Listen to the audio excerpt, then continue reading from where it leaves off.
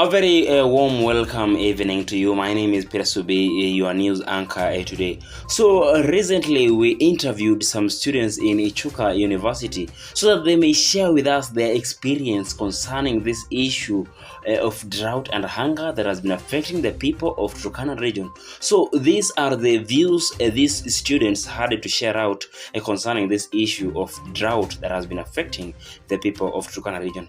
Please don't fail to watch this video. Don't forget to click that subscription button on your screen. Don't forget to like and share this video so that we might be highlighted by the YouTube channel. Thank you so much for viewing this video. May God bless you.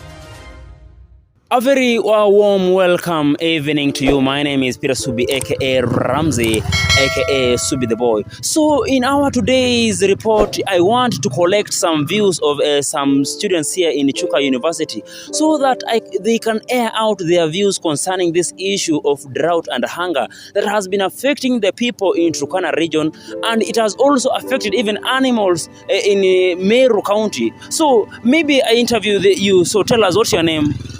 I'm Kim. You are Kim. Yeah. So tell us, what is your view concerning this issue of drought that has been affecting Kenya for the last 40 years? What is your take? First and foremost, I think drought ni kitu ime affect kila msee because I know it's due to climatic changes because of our lifestyles. The way we live ndio imechangia tumekuwa na unusual climate change. You see, we have even prolonged periods of drought. It's because of what the way we living. You know, we stopped living the natural way of life due to civilization. We living the life which is condemning the climatic changes. So as per me, I think the government should look for the lasting solutions to cope up with this issue of drought. I think if I were the president, I couldn't have suggested that we should have a slap fund. At least we could have projected this money to this country. So, like I was saying, I was still interviewing my friend here, and he was sharing out his views concerning the issue of drought and hunger that has been affecting the people in Turkana region. So, tell us, what are your views and your comments? Maybe share with us. The issue about drought. It's an issue of, as you heard the president saying, it's an issue of it's a national disaster. So it's upon us to start living a life where we are our brother's keeper. You see, if you're living in Kisii, all those places which are Nini, we should think of these people living in Turkana. We should come up with an idea of having irrigation schemes in Turkana. Let's first try Turkana. We might find Turkana is an area which can produce a lot of food to feed people. If you compare other countries like Saudi, Qatar, these are countries on the rocks, countries on the desert. But you see, these are the countries which are supplying goods to our nation. As in, sisi ni kina nani to square our own food. We should have irrigation schemes pale. We have parliamentarians from those places. Let them have a motion in parliament. To have these irrigation schemes there, and then we try our luck tuone kama we can cope with this menace. We're trying to find a lasting solution. We're trying to avoid these things. Every time we have drought, we're trying to supply relief foods to those places. We're using a lot of cash, yet we can find a lasting solution to cope for this menace. So, like you have heard from him, he has shared with us concerning the issue of irrigation in those places. Remember, it doesn't mean because Turkana is a dry land, it doesn't mean that that land cannot be irrigated so that we can produce food in those places. We can utilize that land by even employing some youths who are jobless in this country. We employ them and we carry out irrigation in those places so that we can avoid issue of saying we are sending some relief food to those places. So I'll just get another person maybe so that he can share with us concerning this issue of drought in the Turkana region. So maybe there's a friend here talking about the issue of drought. I think as per now, if we still complaining of drought, we failed as the nation because we started devolution. Counties should come up with strategies before involving the national government. Counties should come up with the strategies to cope with this menace of drought. And as in, if people are dying of hunger, then what is the main goals of the counties? devolution government. We broke down the national government into counties so that we can be able to reach these people, a large number of people. So Kenya inaweza ongelea is high time we stop relying on the foreign aids, and when we believe in ourselves, we do something which is constructive.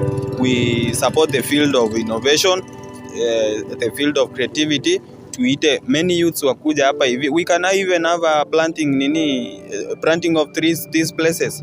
We can have a mass planting of trees. We can have even 3 weeks of massive planting of trees. Everywhere we are, we have a target. Every individual akuwa amepanda hata miti 5 through that way. And also we encourage the government to na irrigation schemes these places. I think we can cap this menace of drought ikuwe ni past tense hii Kenya.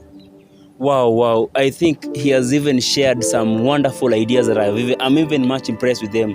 If we start by changing the climate of this place, if we start by even planting a single tree in every place that is around you, maybe if we take, for example, 5 people to plant even a single tree to where they are, we are going to change the climate of this place. Maybe I interview another person so that we can see what is his or her take concerning this issue of drought in Turkana region.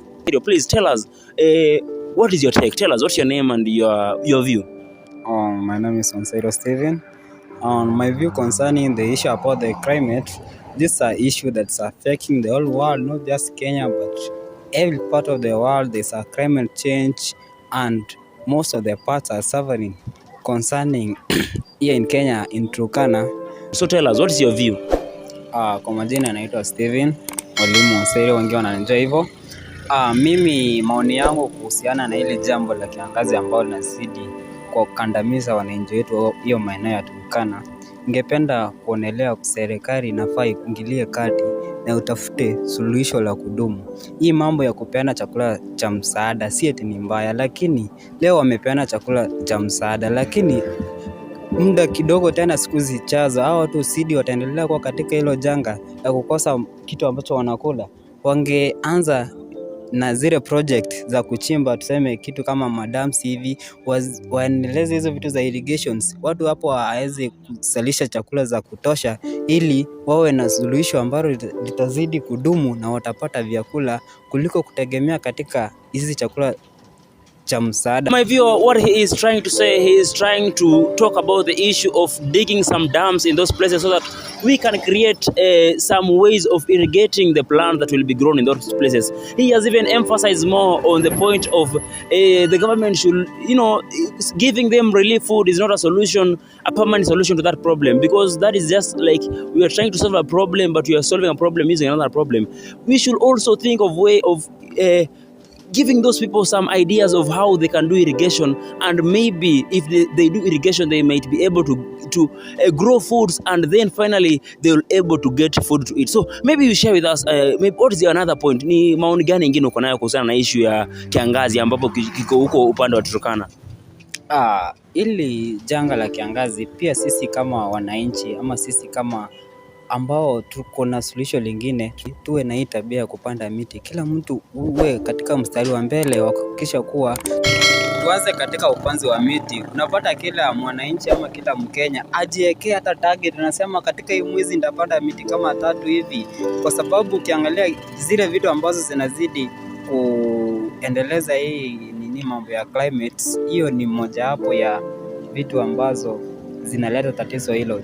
Jambo lingine katika hii mambo ya chakula, kukosa chakula, tunapata mtu unakuwa na chakula ya kutosha ile time ya peak season, mtu unatumia hizo chakula ama tunauza zinaisha zote. Ikifika time mwingine hizo chakula zimeisha, tunaanza kuwa na njaa. Sasa wananchi wakiwa na ile tabia ya kusave chakula, unapata unaitumia ipasavyo, ili wakati ambazo hakuna mvua ama wakati wa kiangazi ambazo chakula haijamea, tumebakisha chakula ya kutosha ya kukula, hatutaendelea kwa na hii tatizo ambalo la njaa ambalo linazidi kukandamiza wenzetu katika maeneo hayo. Mambo ya